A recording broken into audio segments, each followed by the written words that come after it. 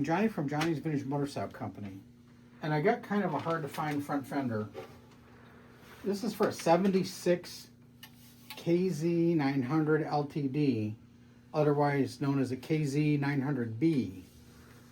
The thing that is different about this, it looks like someone cut it, but they didn't. This is genuine from the factory, 76 only. It's got the lip on the bottom. Structurally, it's pretty cool. We got a little bit of damage right here where something happened over the years. The chrome is not nice. It looks good from 2-3 foot away, but it's not nice. It's got some blistering or whatever coming on soon. It's okay. Got a real small ding right here, which is hard to find. And as we said, it's not perfect up here.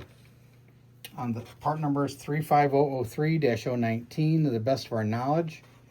This is correct for the 76 only KZ900 LTD.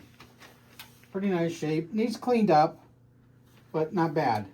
But we just kind of wanted to show you the damage on the chrome. It's very difficult to see from distance.